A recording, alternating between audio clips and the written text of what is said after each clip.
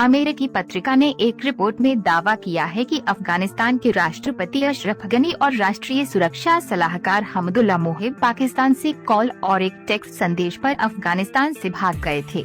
डॉन.com के अनुसार the New Yorker magazine ने सोमवार को एक रिपोर्ट प्रकाशित की जिसमें दावा किया गया कि एक पाकिस्तानी मोबाइल नंबर से टेक्स्ट संदेश और कॉल ने अफगान राष्ट्रीय सुरक्षा सलाहकार हमदुल्ला मोहिब को पूर्व राष्ट्रपति अशरफ गनी को एक संदेश भेजा था और उनके साथ अफगानिस्तान छोड़ने के लिए राजी किया था।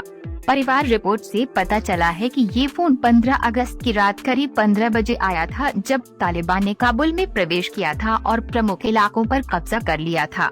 रिपोर्ट के मुताबिक खलील हक्कानी ने राष्ट्रीय सुरक्षा सलाहकार हमदुल्ला मोहिब से बात करते हुए न सिर्फ उन्हें सरेंडर करने को कहा बल्कि इस्तीफे का बयान भी जारी किया और ऐसा करने पर उनसे मिलने की पेशकश की।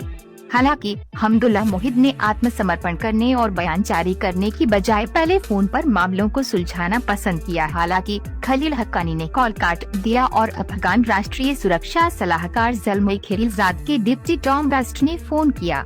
ज़ल्माई खलीलजाद के डिप्टी ने मोहिबुल्लाह को किसी भी बैठक में शामिल न होने की सलाह दी क्योंकि उन्हें बैठक के बहाने गिरफ्तार किया जा सकता था, जिसके बाद हमदुल्ला मोहिब और राष्ट्रपति अशरफ गनी ने संयुक्त अरब अमीरात में एक दूतावास का दौरा किया। कार के साथ राष्ट्रपति कार्यालय में भागने की योजना बनाई। अमेरिकी पत्रिका ने ये भी बताया कि जब अशरफ गनी और हमदुल्ला मोहिब संयुक्त अरब अमीरात के राजदूत से देश से भागने की योजना बना रहे थे, तब राष्ट्रपति भवन के बाहर से गोलियों की आवाज सुनी गई थी।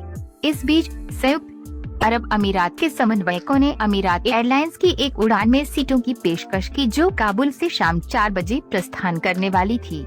इस अवसर पर अशरफ गनी ने राष्ट्रीय सुरक्षा सलाहकार को निर्देश दिया कि वे यह पहली महिला को सुरक्षा बलों के साथ दुबई ले जाए और फिर दोहा में वार्ता दल में शामिल हो जाए और ज़ल्माई खलीलजाद और तालिबान नेता मुल्ला बरादर के साथ काबुल को सौंप दे। अमेरिकी पत्रिका के अनुसार इस बातचीत के बाद हमदुल्ला मोहिब काम पर वापस चला गया और 2 बजे वे अशरफ गनी के घर लौट आया और पहली महिला रोला गनी को हामिद करजई अंतर्राष्ट्रीय हवाई अड्डे पर ले जाने के लिए दिलरक्षा पैलेस के पीछे हेलीपैड पर ले जाया गया। ले गए। दूसरी ओर राष्ट्रपति के Mi-17 हेलीकॉप्टरों में से 3 राष्ट्रपति के महल में थे और चौथा हवाई अड्डे पर था।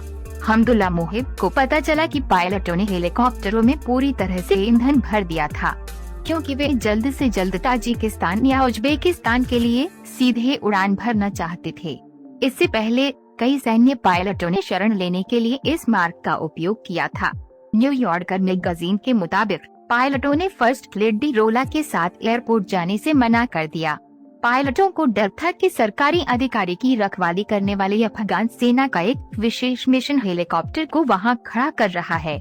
जब हमदुल्ला मोहिब पायलटों के साथ संभावित विकल्पों पर चर्चा कर रहे थे, राष्ट्रपति गार्ड के प्रमुख कहर कोचाई ने मोहिब को चेतावनी दी कि यदि आप चले गए तो आप राष्ट्रपति के जीवन को खतरे में डाल देंगे। हमदुल्ला मोहिब ने कोचाई से पूछा, क्या मुझे अफगानिस्तान में रहना चाहिए, जिस पर प्रेसिडेंशियल गार्ड के हेड ने जवाब दिया, नहीं, मैं चाहता हूं कि आप प्रेसिडेंट को अपने साथ ले जाएं। हालांकि राष्ट्रीय सुरक्षा सलाहकार हमदुल्ला मोहिब को ये विश्वास नहीं था कि तालिबान के महल में प्रवेश करते ही अशरफ गनी के सभी अंगरक्षक वफादार रहेंगे। कोचाई ने पहले ही संकेत दे दिया था कि उनके पास राष्ट्रपति की रक्षा के लिए संसाधन नहीं है।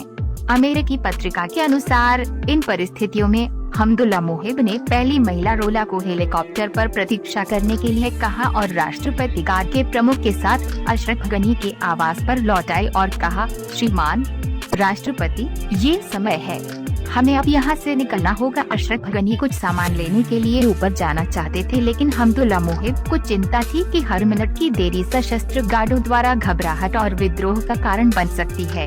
हड़बड़ी और हड़बड़ाहट में अशरफ गनी बिना पासपोर्ट के कार में सवार हो गए। जैसे ही कर्मचारियों और अंगरक्षकों ने राष्ट्रपति को जाते हुए देखा, वे लड़ने लगे और हेलीकॉप्टर पर चढ़ने के लिए शोर मचाने लगे। पायलटों ने कहा कि प्रत्येक हेलीकॉप्टर केवल 6 यात्रियों को ले जा सकता है। अशरफ गनी, फर्स्ट लेडी रोला और मोहिबुल्लाह के साथ 9 अन्य क्रू सदस्यों ने उज्बेकिस्तान के लिए उड़ान भरी और कुछ दिनों बाद यूएई में फिर से दिखाई दिए।